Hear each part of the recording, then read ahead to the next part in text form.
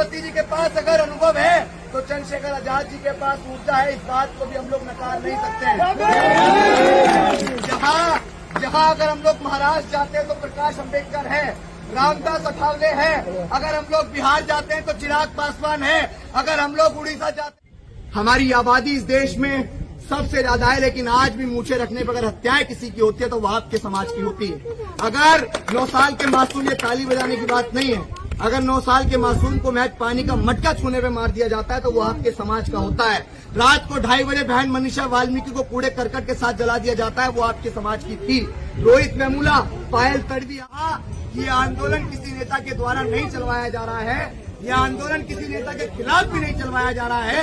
यह आंदोलन सिर्फ इस बात के लिए निकला है कि बाबा साहेब अम्बेडकर ने अपने 4 बच्चों की कुर्बानियां इसलिए दी कि आप उनके मूवमेंट को आसानी से दुश्मन को खाने दें।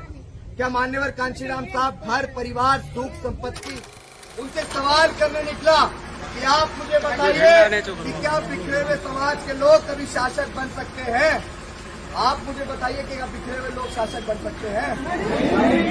मैं अपने तमाम साथियों के साथ और समाज पे भरोसा करते हुए जमीन पे निकला और हमने एक लक्ष्य चुना कि हम लोग बाबा साहेब अम्बेडकर की जन्मस्थली महू से पैदल मार्च करेंगे, जो मध्य प्रदेश के तमाम जिलों से होते हुए उत्तर प्रदेश जाएगा और उत्तर प्रदेश के तमाम जिलों से होते हुए हम लोग दिल्ली जंतर मंतर जाकर एक बड़ा प्रदर्शन करेंगे।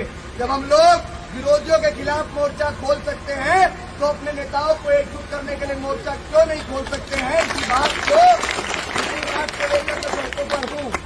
और मैं आज यहाँ पे जितने भी हमारे नौजवान साथी आए, वो चाहे किसी भी पार्टी या संगठन के हैं, हम बहुत अच्छे से जानते हैं, लेकिन मैं आपसे सिर्फ इतना कहना चाहता हूँ कि भाई वाद और विवाद के चक्कर में अपना समय खराब मत कीजिए। बाबा साहेब अम्बेडकर और मान्यवर कांशीराम साहब का मिशन पूरा करने का एकमात्र लक्ष्य है एकता। बाबा साहेब अम्बेडकर ने भारत के संविधान के अंदर आपको तमाम पार्टी संगठन दल बनाने का अधिकार दिया, लेकिन बाबा साहेब अम्बेडकर ने कभी भी आपको मतभेद रखने को नहीं कहा था। बाबा साहेब अम्बेडकर ने 3 लाइनों में अपनी बात को कहा कि शिक्षित बनो, संगठित रहो और संघर्ष करो। आज हम लोगों को संघर्ष करना पड़ रहा अपने नेताओं को साथ लाने के लिए। आज हम लोग कितने बाहुबल हैं, इस बात से कुछ छुपा नहीं। मान्यवर कांशीराम साहब, जिसको अपनी विरासत सौंप के गई माननीय बहन जी, उत्तर प्रदेश की 4 बार मुख्यमंत्री रही, क्या हमारे पास अनुभव की कोई कमी है? एडवोकेट चंद्रशेखर आजाद, उसने आपके मान सम्मान स्वाभिमान के लिए दिल्ली को बंद करने का काम किया, उसने भोपाल को बंद करने का काम किया। देश के किसी भी सूबे के अंदर आपकी बहन बेटियों, आपके मान सम्मान स्वाभिमान तक कोई यहाँ चाहती है तो वहाँ एडवोकेट चंद्रशेखर आजाद खड़े नजर आते हैं। मायावती जी के पास अगर अनुभव है तो चंद्रशेखर आजाद जी के पास ऊर्जा है, इस बात को भी हम लोग नकार नहीं सकते हैं। जहाँ अगर हम लोग महाराष्ट्र जाते हैं तो प्रकाश अम्बेडकर है, रामदास अठावले है, अगर हम लोग बिहार जाते हैं तो चिराग पासवान है, अगर हम लोग उड़ीसा जाते हैं तो ऐसे हमारे समाज के बहुत सारे नेता हैं। और अगर हम लोग बहुजन समाज की बात करें तो आदरणीय अखिलेश यादव भी बहुजन समाज का हिस्सा है।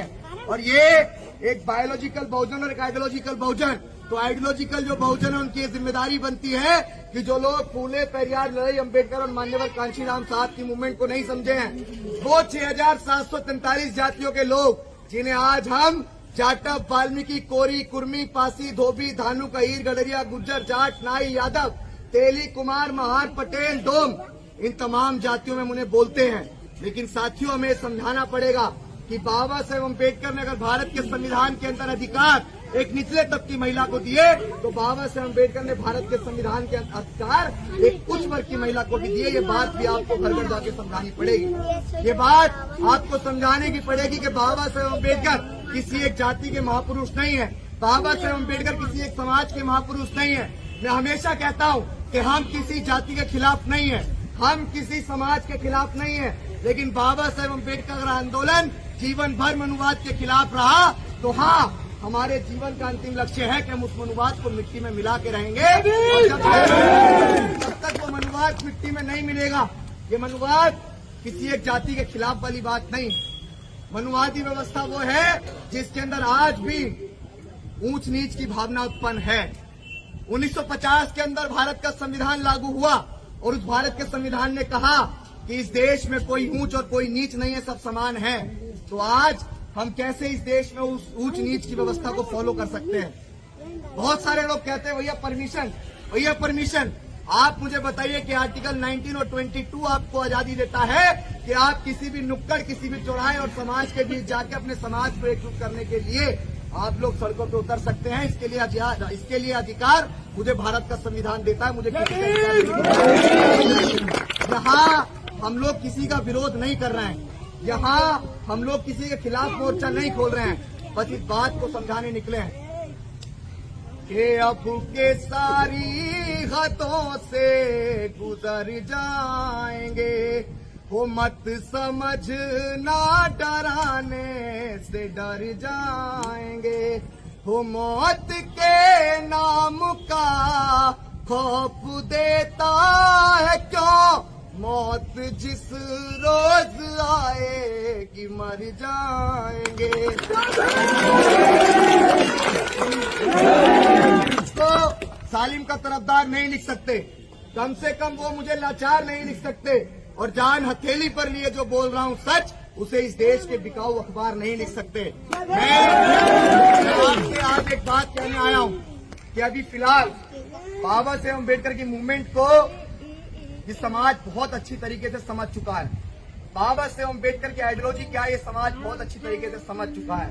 साथियों, हमारा आंदोलन आज किसी जाति के खिलाफ नहीं है।